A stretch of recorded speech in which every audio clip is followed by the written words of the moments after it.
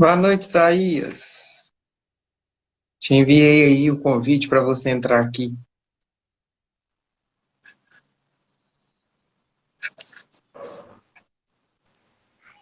Aí. Opa, Boa boa noite, noite. Thaís. Tudo bem? Tô apanhando aqui um pouquinho. Graças a Deus tô bem. Tava com medo de não conseguir entrar aqui. É uma ferramenta que não é bem utilizada porque a gente normalmente usa algum aplicativo para entrar pelo Instagram, né? Uhum, Mas, deu primeiramente, a gente certo. queria te agradecer, viu?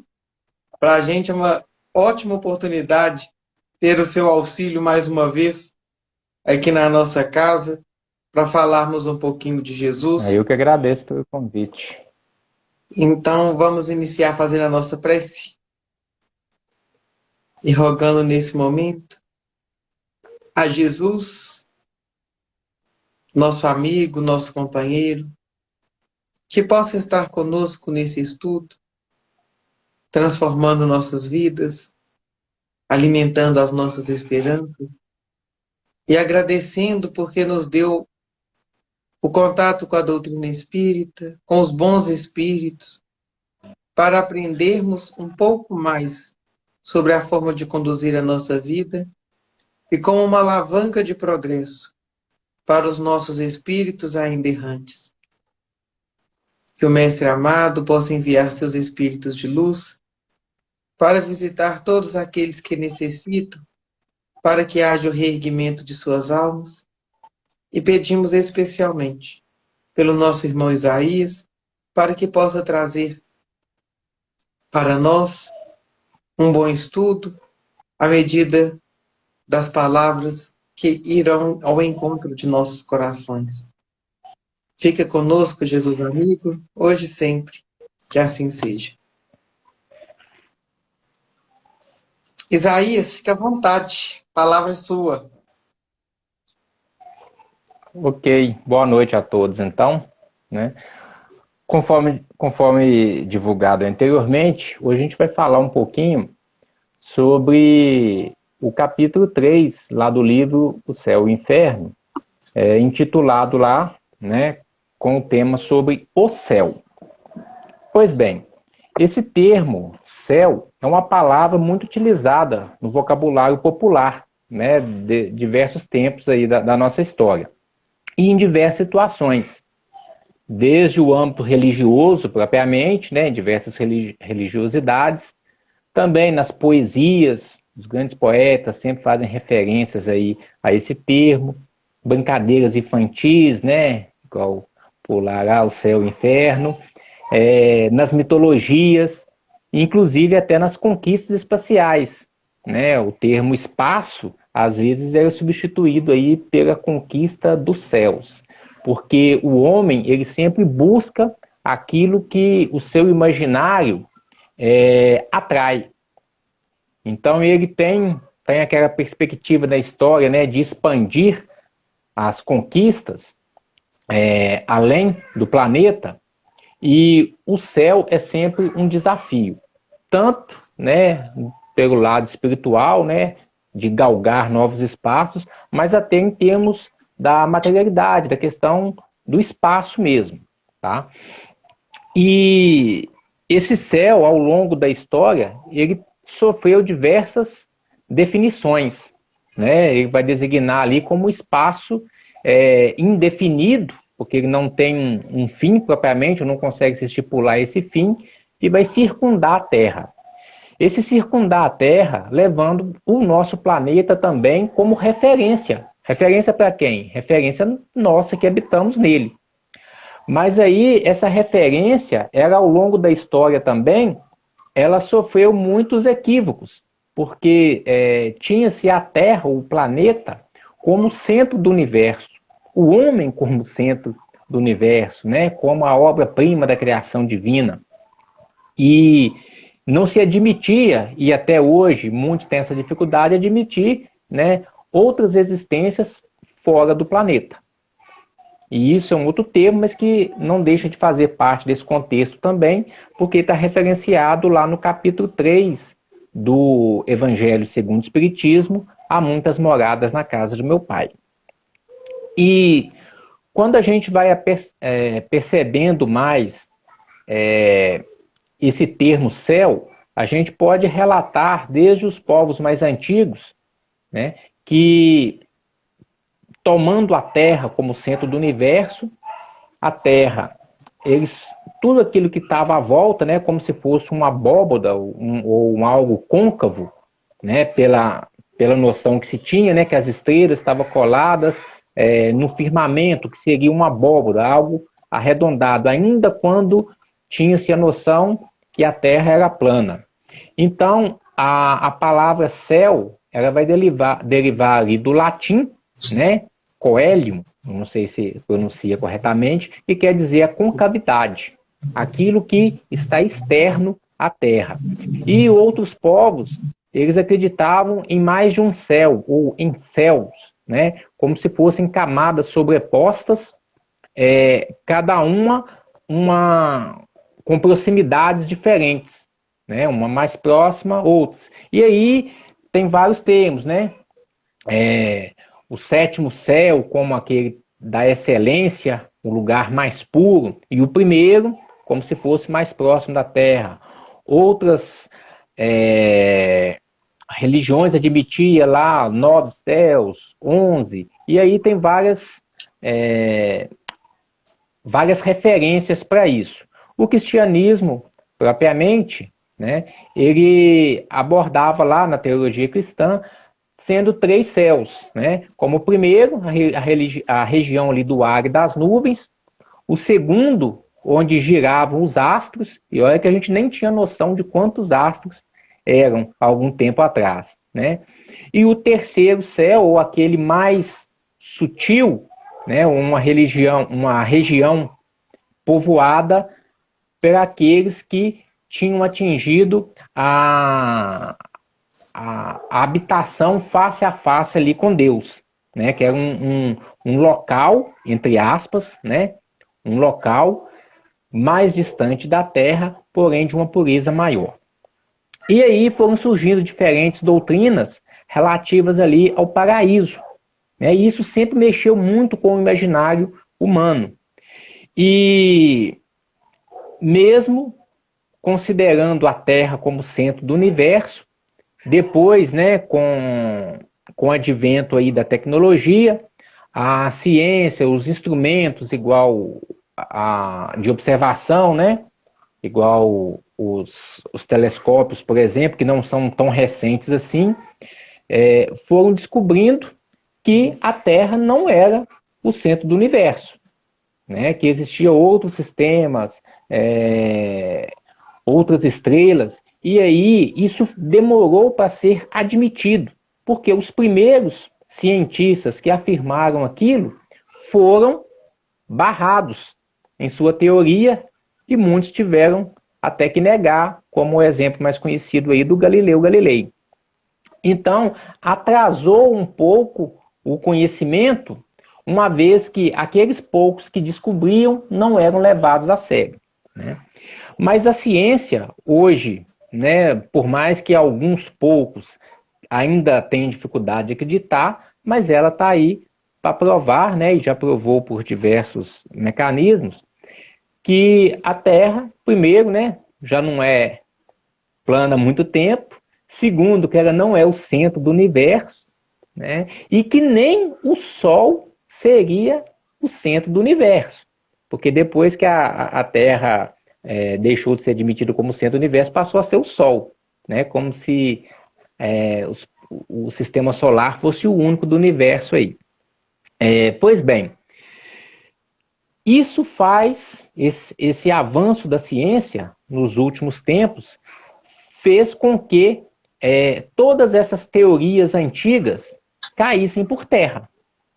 Por mais que hoje ainda existam alguns grupos aí que fazem referência, inclusive, que a Terra é plana, mas a ciência já não tem dúvida nenhuma quanto a isso, né? E qualquer estudioso aí, ou pessoa que for um pouco mais sensata, é possível provar aí por A mais B essa questão.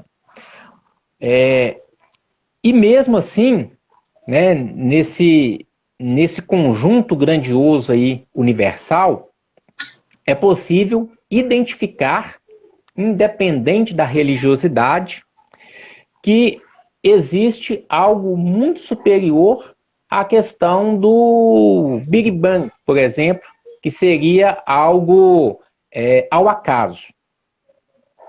Qualquer cientista que se preze aí, ele vai ver que esse acaso ele não pode ser aplicado no universo, porque as leis, elas trazem ali uma referência, elas trazem ali uma assinatura, né, que foi, inclusive, descoberta, né, há séculos atrás.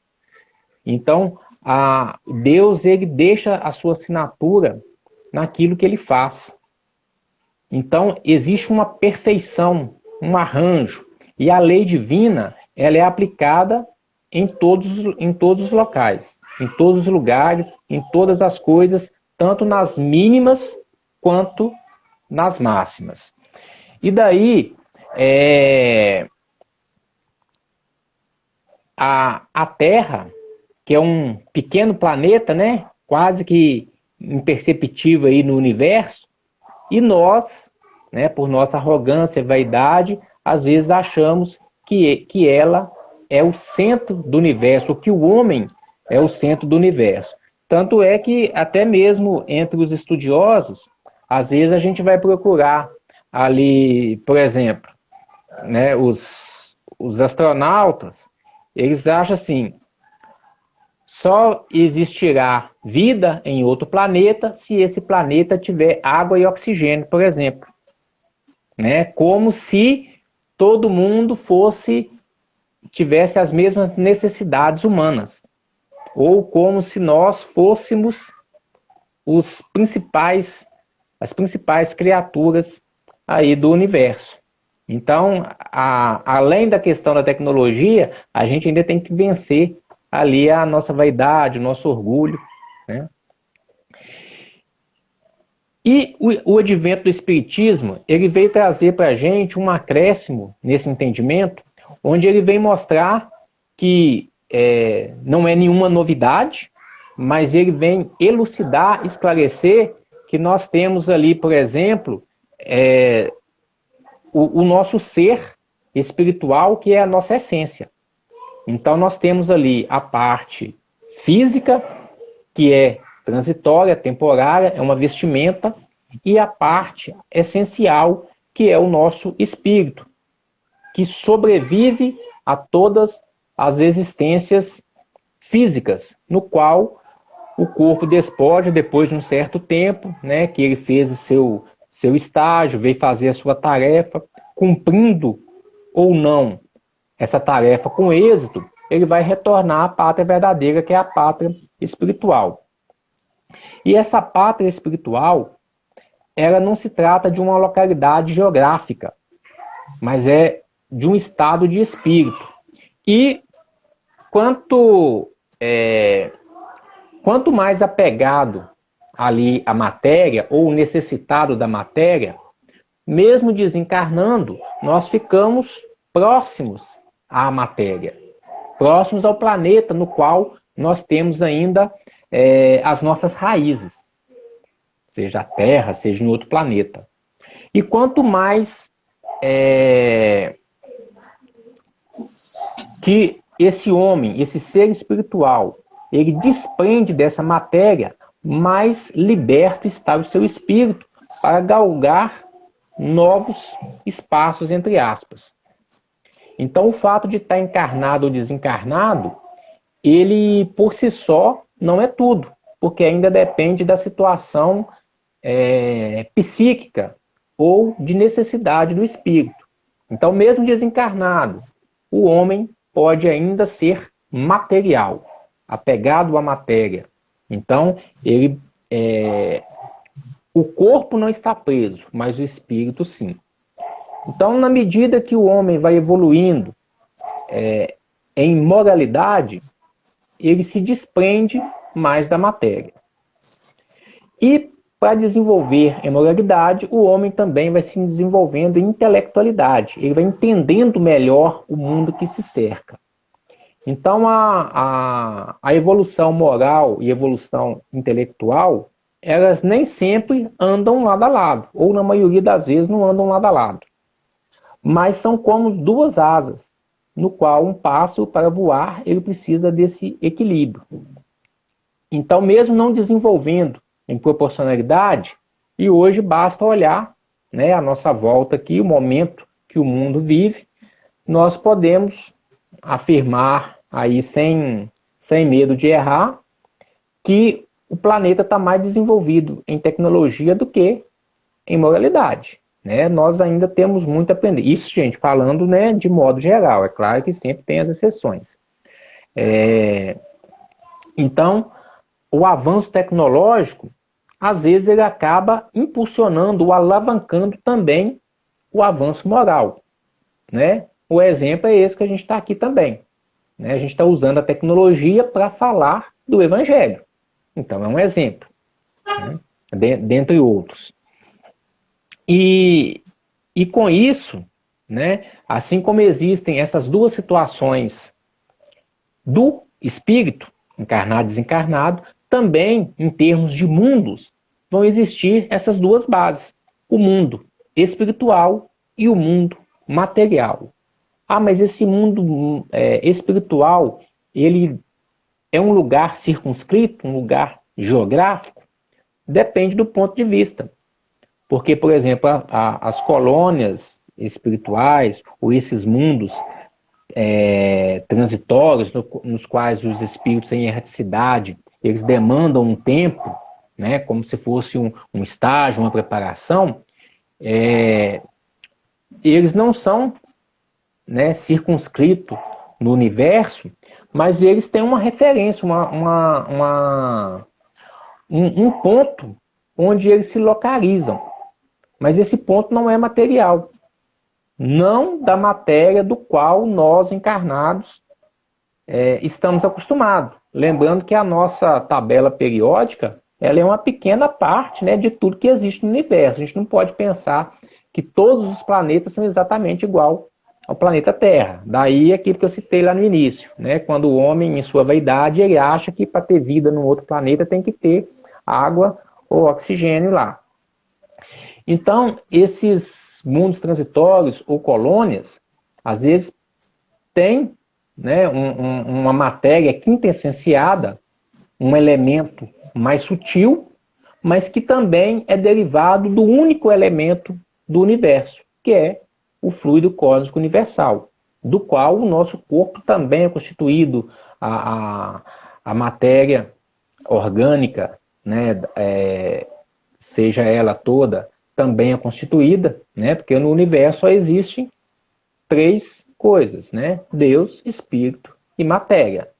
Então, toda a matéria, ela é derivada desse fluido cósmico universal, que é a base de tudo. Pois bem, então, o que seria esse mundo espiritual que está, né, a toda volta ao nosso lado? Lembrando que o plano espiritual é onde estão os espíritos desencarnados, que podem estar, inclusive, ao nosso redor, ao nosso meio. Eles não têm que estar num local circunscrito. E por que eu falei dessa questão da evolução? Né? Que o espírito evolui em moralidade e intelectualidade. Porque os espíritos, todos, são criados simples e ignorantes. Né? Porque Deus, sendo justo, ele não vai criar um ser privilegiado da criação. Né? Então, todos nós somos criados simples e ignorantes, mas com aptidão, né? Que é aquela condição de nos tornarmos cada vez melhores, mais evoluídos. Essa aptidão é a perfectibilidade, a condição de se tornar perfeitos. Né? De acordo com o quê? Com o nosso livre-arbítrio, com o nosso aproveitamento. Né? Uns avançam mais rápido, outros avançam menos, mas todos vão atingir essa perfeição. Por quê? Porque existe uma lei, que é a lei do progresso, que nos obriga a um dia, sem pressa, né, atingir essa perfeição. Pois bem, e esse progresso, Por que que ele existe? Porque Deus, além de ser justo, ele também é sábio e bondoso. E ele quer o nosso bem. Ele não nos criou para ficar sofrendo eternamente, né? Até mesmo porque o sofrimento ele é por nossa conta, né? A gente passa por dificuldades, mas o sofrimento é devido às nossas escolhas. E esse progresso, ele faz com que nós entendamos melhor aquilo que está à nossa volta e faz com que também nós descobrimos qual que é o nosso objetivo nesse universo infinito. Porque a gente tem um objetivo, né? A gente não foi criado para ser um número a mais, né? Todos, como disse Jesus, né? Meu pai trabalha até hoje e eu também. Se a gente quer atingir esse grau de perfeição, né, conforme o nosso mestre, a gente também tem que estar apto e disposto ao trabalho no bem. E à medida que a gente vai evoluindo, né, a gente vai aproximando desse trabalho no bem, em sua plenitude, e também vai aproximando dessa felicidade que todos nós buscamos. Faz parte do nosso íntimo buscar a felicidade. Todo homem ele está em busca da felicidade. Por que que o homem erra tanto e sofre tanto? Porque ele busca a felicidade no local errado, né? Então, conforme Jesus disse também, quando ele afirmou que a felicidade não é deste mundo, é porque este mundo, né, no estágio que estamos, lembrando que o mundo é constituído pelos seus habitantes, né? Então, essa onda psíquica que estamos, nesse estágio vibratório, nós ainda não conseguimos atingir a felicidade plena. Mas não que o mundo seja de sofrimento. Repetindo, sofrimento é devido às nossas escolhas. E a felicidade, ela pode ser relativa, proporcional ao nosso grau de entendimento e a essa aptidão que a gente tem para progredir. Então a felicidade ela pode ser relativa a esse mundo se a gente busca as coisas do céu aqui na Terra. E quais que seriam essas coisas do céu? Aquilo que é referente ao espírito e não à matéria, né? Quando a nossa felicidade está naquilo que nem a ferrugem nem a traça podem comer, ou seja, não é da matéria, então quer dizer que essa felicidade não é do corpo, ela é do espírito. E se ela é do espírito, ninguém pode tirar, porque ele foi conquistado. A felicidade em conviver com os amigos, a felicidade em ajudar ao próximo, a felicidade em adquirir conhecimento, a felicidade em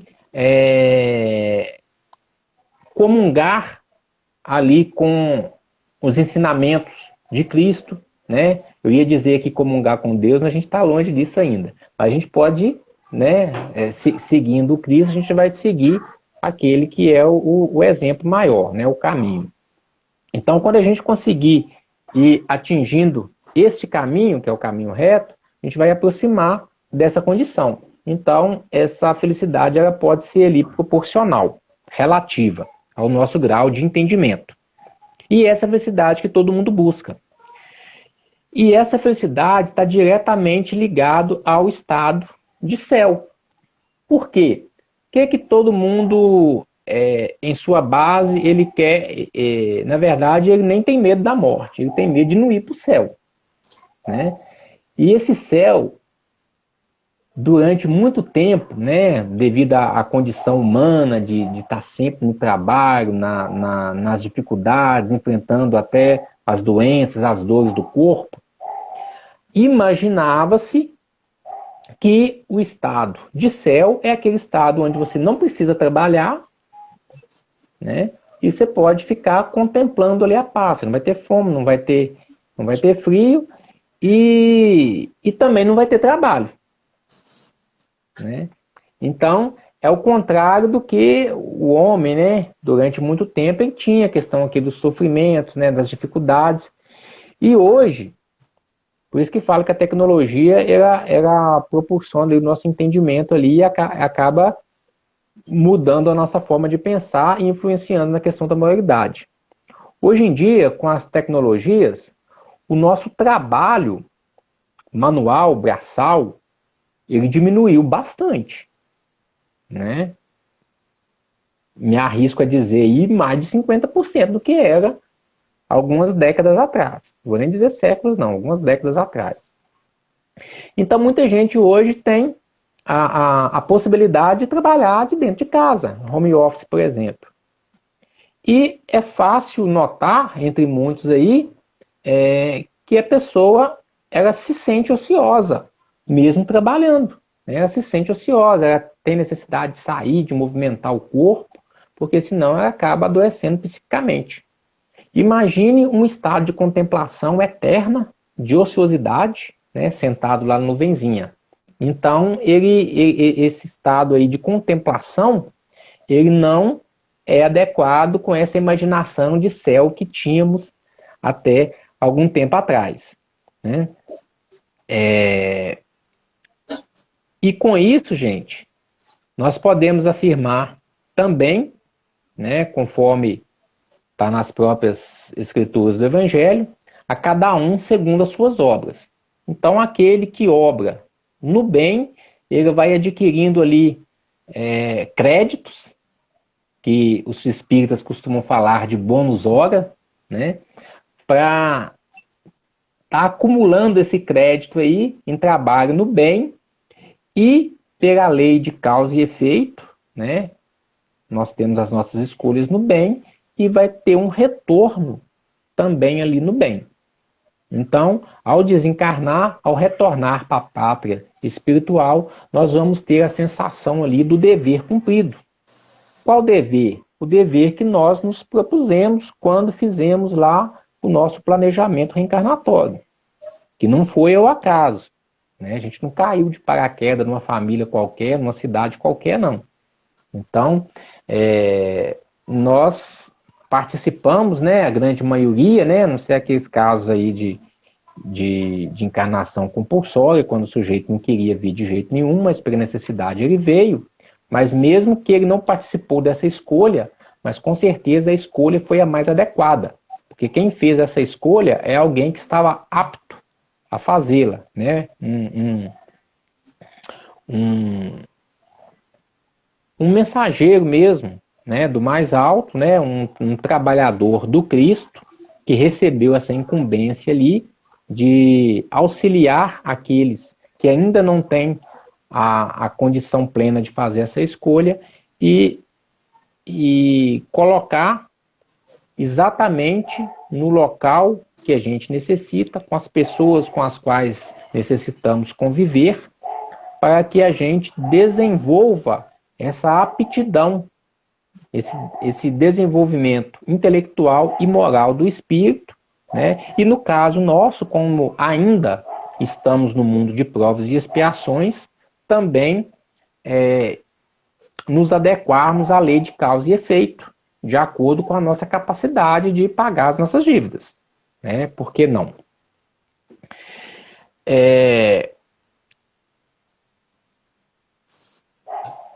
Continuando aqui, né?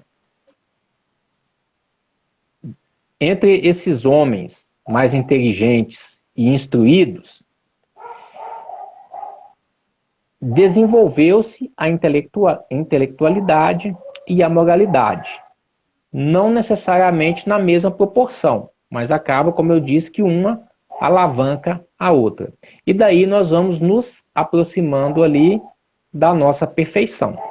Tá? Gradativamente, sem pressa, uns caminham mais rápido, mesmo esses que caminham mais rápido, como fazem parte também do progresso moral, auxiliar aqueles que estão, né, mais devagar na caminhada, então eles retornam, nos dão a mão, e isso faz com que eles também adquiram ali maiores conhecimentos, né, e possam fazer outras escolhas também. E a encarnação, ela também está ligada a uma outra lei. Eu citei a lei aqui do progresso, né? Tem também a lei do trabalho, que não tem como a gente deixar de falar dela, uma vez que a gente, né, queira conquistar aí o nosso pedacinho lá no céu, como se diz no popular. Então, trabalho faz parte da nossa proposta aqui, tanto no plano material ou mundo material, quanto no mundo espiritual. E essa é uma outra situação aqui, né? Que vai em desencontro com aquela noção antiga da ociosidade, da contemplação do anjo, né? Sentar lá na nuvenzinha e ficar tocando harpa, né? Conforme as pinturas alegóricas. Então, conforme, né, repetindo aqui, Jesus disse, meu Pai trabalha até hoje, eu também. O espírito, né, o ser espiritual que somos nós, ele tanto tem que exercer essa lei do trabalho enquanto encarnado, na questão física mesmo, quanto também nos planos espirituais. Então, trabalho é o que não falta. Quem está cansado aí e está querendo, planejando aí que, né, tem até uma frase popular que fala, né? Não descansa não, depois que você morrer você vai ter tempo para descansar. Não vai não, viu? Vai tirar aí esse pensamento que não vai não, né? E a outra questão também, né? Além dessa lei do trabalho, é a questão das existências sucessivas. Porque uma existência corporal, né, uma vida, como se diz, né, que a vida espiritual é uma só. Né? Só que o espírito faz estágio diferente, hora encarnado, hora desencarnado, mas a vida é uma só. Ele não tem várias vidas, não, ele tem várias existências materiais. E aí, nessa existência material ou existência corporal, uma só, né, é insuficiente para toda essa evolução necessária para galgar os céus. Daí vem aquelas noções que nós tínhamos, né? Lembrando que o livro O Céu e o Inferno, o título não é esse, conforme a gente às vezes esquece de falar o título completo, né? Que é O Céu e o Inferno ou a Justiça Divina segundo o Espiritismo. E essa justiça divina, ela não coloca somente esses dois pontos, esses dois extremos, o céu e o inferno, o plano espiritual. Né? Essa justiça divina, por quê? Aí vai fazer aquelas várias referências que nós normalmente estamos acostumados a ver, né? E tirar as nossas dúvidas. Ah, mas e a criança em tenra idade, que não teve nem tempo de cometer pecado para ir para o céu, para ir para o inferno, e nem teve tempo de trabalhar no bem para ir para o céu, para onde que ela vai?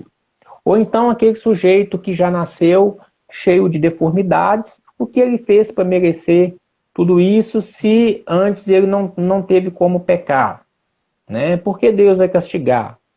E aquele que nasceu em plena riqueza, né? E usurpou de outros, né? Adquiriu talvez essa riqueza de forma injusta, e se for uma existência só, né, ou ele vai ir para o céu e Deus vai ser injusto com aqueles que tiveram na pobreza aqui e não puderam gozar dos bens materiais, ou ele vai ir para o inferno, conforme a gente até então pensava.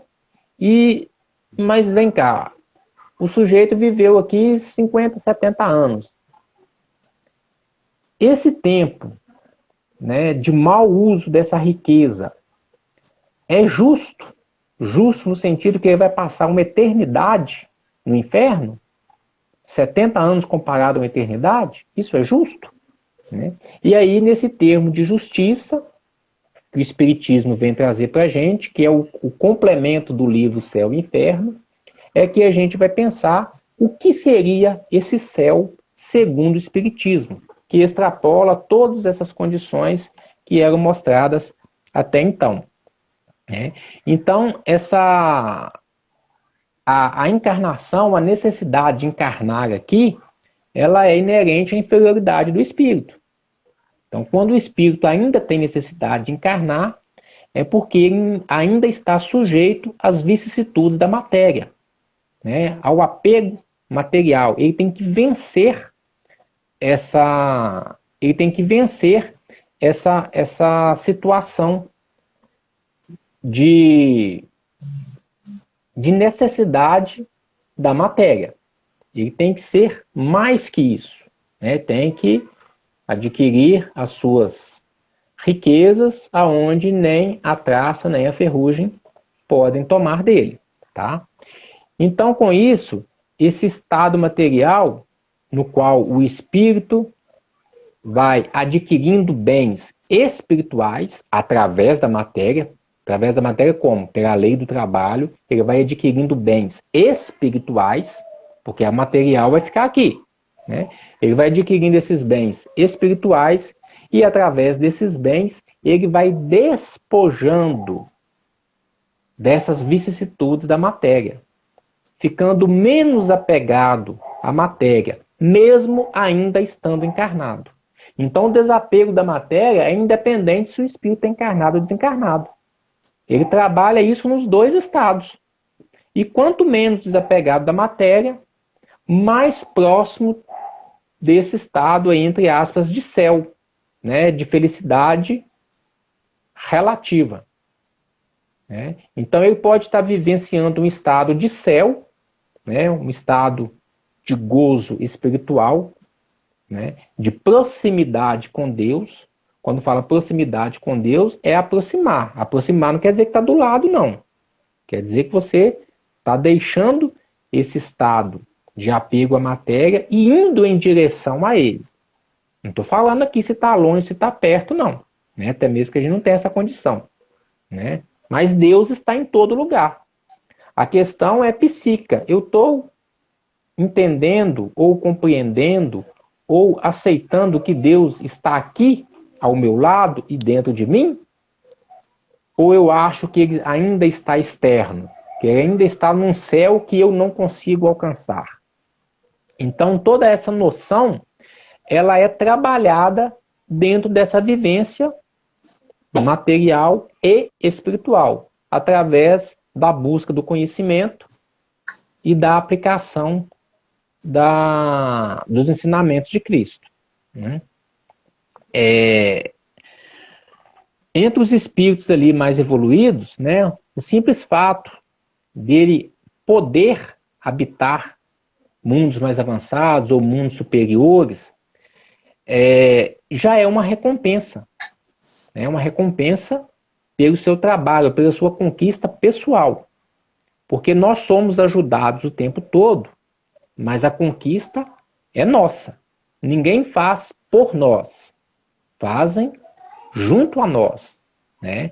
Os nossos guias, mentores espirituais, eles nos incentivam. Mas a caminhada é nossa. Né? Que depois que atingiu um estado de perfeição, o que um espírito poderia falar se ele olhasse para dentro de si e visse que ele não teve nenhum empenho nessa caminhada, que ele foi levado, que ele foi empurrado. Então ele tem noção de si, da sua caminhada, e isso lhe dá um estado também de felicidade. E isso a gente pode tirar exemplo aqui entre nós. Né? Aquele que conquista, né, que se empenha para adquirir um bem, para fazer um curso, para ajudar a outro que seja, né? E ele se coloca um propósito e ele supera aquele propósito, o estado de satisfação dele é muito maior daquele que adquiriu um determinado estado ou bem sem muito esforço. Né? Isso é nítido aqui entre nós mesmos. Né? E esses mundos mais evoluídos, comparados à Terra, eles são verdadeiros paraísos. Né? Às vezes, muito mais do que o nosso imaginário pode pensar aí desse céu de nuvenzinhas contemplativas. Lembrando que esse estado aí do anjo sentado na nuvem, né, era bem antes lá, né, do que hoje, né, os aviões superam as nuvens, a gente consegue ver a nuvem não de baixo para cima, mas até de cima para baixo. Então, o homem já extrapolou esse conhecimento, essa noção de espaço. Né? O espaço sideral hoje, a gente sabe que ele é infinito, mas o que é a noção de infinito? Antes a gente tinha uma noção que era grande, né? Hoje a nossa noção está bem mais ampla do que algumas décadas atrás, mas ainda está longe de ser uma noção próxima da realidade. Por quê? Porque nós ainda não adquirimos a condição de comparar isso, né? Então, quanto mais o homem vai evoluindo, vai galgando esses espaços, ele vai gozando de uma felicidade relativa, né, proporcional, e essa felicidade ela vai ampliando na medida que ele vai adequando ali o conhecimento, que é a intelectualidade, com a sua moralidade. Que mesmo num plano melhor, ele ainda se coloca ao trabalho do Cristo. Então a sua felicidade ela está no trabalho no bem. E isso a gente pode tirar de exemplo aqui no nosso meio também. Quem que é mais feliz? Quem que é mais feliz? Aquele que tem um emprego fixo, né? Pode ser um emprego dos sonhos, pode ser lá um médico, um engenheiro, um advogado, um emprego dos sonhos da maioria aí. Mas ele não gosta do que faz, mesmo tendo um alto salário, ele não gosta do que faz. Ou aquela pessoa que às vezes não tem uma renda muito alta, mas faz o que gosta. Quem que é mais feliz? Né? Aquele que faz o que gosta. Então, na medida que um espírito mais evoluído, ele está cheio de trabalho, repetindo, meu pai trabalha até hoje e eu também. Está cheio de trabalho não falta não, né? Mas é um trabalho que lhe traz prazer. Né? Um trabalho que lhe traz prazer. Isso é um estado de céu. Né? E Deus não vai privilegiar nenhum, nem outro, né? Porque a balança divina é justa. Então todo mundo é apto a adquirir essa condição, esse conhecimento. Né? E à medida que essa condição vai elevando em grandeza, né, ela também, né, vai adquirindo a condição de missão. Então aquele espírito que recebe uma incumbência, um trabalho grandioso, né, de uma responsabilidade maior, ela é tida ali como missão. Então às vezes aquele espírito ele não tem a necessidade reencarnatória mais. Ele já saiu desse nível, mas ele pode ainda vir aqui no planeta, né, como uma missão, tá? E essa vinda dele aqui, o nosso maior exemplo, o próprio Cristo, né, que não pertencia a esse mundo, mas a vinda dele aqui alavanca uma evolução moral, intelectual que nós não temos a condição de mensurar, né? E assim tem outros, né, em situações aí talvez em proporções menores, mas que também são espíritos missionários. Então vem ensinar a questão da solidariedade, a solidariedade entre as pessoas e também a solidariedade entre o plano espiritual e corporal, no qual ambos podem se ajudar mutuamente. Então, do mesmo jeito que eu posso fazer uma prece para quem está desencarnado, eu posso ser auxiliado por quem está desencarnado. Né? Não existe separação. Né? Quem está lá não pode estar aqui e vice-versa. Não existe isso. Né? Porque o pensamento é um só. Né? A lei do progresso é uma só. E principalmente a lei de afinidade. A afinidade ela extrapola a condição corporal. Ela extrapola a matéria. Ela extrapola o espaço. Exemplo, né, no livro Nosso Lar, a Dona Laura, mãe de André Luiz, estava lá numa esfera superior à colônia Nosso Lar. E o André Luiz ainda lá no umbral. Né? Para a felicidade dela, ela precisava auxiliar. Né? Daí a gente vê a grandeza de Deus. Né? Porque senão quem atingiu essa perfeição esquece de quem está lá. Né? Então esse aí é um um outro grande exemplo aí para nós.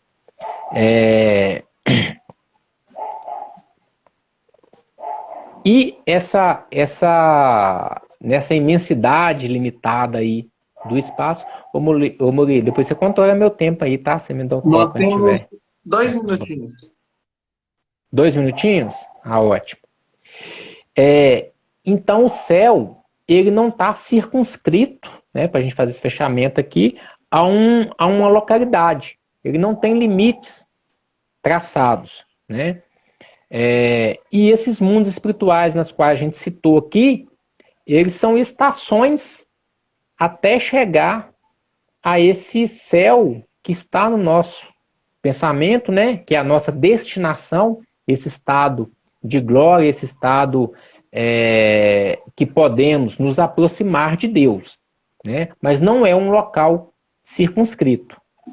Então, na medida que a gente vai caminhando evolutivamente, a gente vai passando por estações, sejam colônias espirituais, sejam mundos mais avançados, no qual a interação entre os seus habitantes, sejam eles encarnados ou desencarnados, eles vão ficando mais próximos, né, da questão da afinidade, do pensamento mútuo, das ações no bem. Então, isso é um estado de felicidade relativa e não deixa de ser também um estado de prazer, de contemplação, né? E de fazer a vontade do Pai.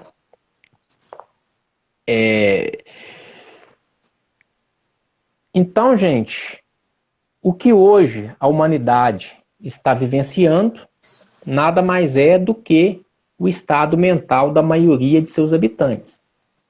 Tirando aqui as exceções, né? Na medida que nós fomos melhorando essa onda psíquica, essa onda mental, os habitantes mudam a onda mental do planeta. Então o planeta, ele é o relato do que os seus habitantes pensam e agem. Na medida que a gente vai mudando essa condição, a gente muda o planeta, né? E pela lei do progresso, muda-se para melhor. Tranquilo, Murilo? Zay, é um tema tão complexo, porque o livro Céu e Inferno, Kardec traz com o objetivo de desconstruir uma verdade muito enraizada em nós, que é a percepção da vida espiritual dividida entre céu e inferno, nas penas ou nos gozos futuros, sendo eternos, né? E desconstruir aquilo que a gente carregou como verdade durante muitas encarnações é complexo. Porém, pelo exercício da razão e da lógica, a gente percebe e vai se convencendo de que a realidade é diferente. E que essa realidade que nós encontramos na vida espiritual, ela é consoladora, ela é acolhedora. Inclusive, acolhe nossa imperfeição no sentido de nos proporcionar novos momentos para o refazimento, para o progresso interior, para a reforma íntima que a gente tanto fala na doutrina. Esse capítulo, ele vem mostrar para a gente muito essa responsabilização sobre a própria vida. Porque a conquista desse céu, condizente a uma paz de espírito, não é responsabilidade do outro que comigo convive. É responsabilidade minha. E aí você falou assim, agora no final, que a situação do planeta Terra é o somatório, é a média daqueles que daqui nós somos população. Então, se a paz lá na Ucrânia está nos incomodando tanto, apaziguemos nosso próprio coração, o nosso lar, e o somatório desses esforços apaziguarão o mundo. Se a fome, então, incomoda tanto, então vamos apaziguar a gula em nós, dentro de nosso ambiente familiar, o esforço de cada um proporcionará uma mudança de vibração no planeta. Então, você foi levantando questões que são importantes para a nossa reflexão. E esse capítulo terceiro da primeira parte de O Céu e o Inferno, ele foi comentado em 7 textos de Emmanuel, no livro Justiça Divina. Então, aí também fica um convite para quem vai estar nos escutando e vai nos escutar no depois, que possam também beber das fontes dos comentários de Emmanuel, que nos ajudam tanto a compreender a codificação de Kardec. Antes da gente terminar, lembrar das nossas redes sociais, né? Convidando as pessoas a convidarem, a seguirem. Dizer que esse estudo e todos os outros ficam disponíveis no canal do YouTube da casa. Então, fiquem à vontade para se inscrever, ativar as notificações e acompanhar os nossos estudos. Dizer que todos os dias, de segunda a segunda, nós disponibilizamos um estudo de alguma obra espírita. Hoje esse estudo, ele tem no máximo 20 minutos, então ele é colocado de manhã cedinho, entre 6 e 7 da manhã, e ele tem o objetivo de nos ajudar a começar bem o dia com um momento ali de estudo da doutrina. Então hoje a gente está estudando a obra Amizade, de Chico Xavier com Meimei. Então a gente já está aí, faltando poucos capítulos para encerrar. Essa semana mesmo a gente encerra, no dia 23 ou 24 a gente encerra esse livro e a gente dá sequência ao próximo, que é a espiritualidade nos orientar. E dizer que nós estamos em obras. Então nós estamos construindo lá a nossa casa, e dizer que, se Deus quiser, final de março, no último final de semana, a gente reabre a casa presencialmente e mantendo até o final do ano os estudos da terça-feira aqui pelo Instagram. Isso não vai mudar em 2022. Então, fica o convite para toda terça estar conosco aqui. Isaías, queria te agradecer a disponibilidade de mais uma vez estar conosco. Agradeço. Né? E nesse momento que a gente faz a nossa prece para encerrar, pedir a Maria Santíssima que possa nos ensinar a dar passos seguros frente à vida, como um dia ela ensinou seu filho Jesus. A dar passos seguros e acolhedores. E que possamos criar em nós a condição de céu que tanto buscamos no nosso exterior, mas que reconheçamos em nós a oportunidade reparadora, a oportunidade de apaziguar a mente, o local da tarefa maior. Que esse céu que tanto buscamos possa ser experimentado desde hoje, pela companhia dos bons amigos espirituais e da presença constante de Jesus, que se revela nas pequenas coisas. Maria, nossa Mãe amada, nós pedimos também que os seus mensageiros possam abençoar a todos nós, as nossas famílias, e pedimos especialmente, como fazemos desde o início da fundação de nossa casa, a nossa entrega dos nossos irmãos suicidas, quer no plano desencarnado, quer aqueles que estão passando por essa crise emocional, sobre essa crise íntima, aqui no plano encarnado, para que possam valorizar a vida e amar a encarnação e utilizar do seu amor que se manifesta em tudo como fortaleza para esses momentos. Fica conosco, Jesus, nos ajude a dar passos seguros, Maria. Nós pedimos para hoje e sempre, que assim seja. Seja. Muito obrigado, Muito meu irmão. obrigado. Até a próxima. Até, se Deus quiser. Um abraço.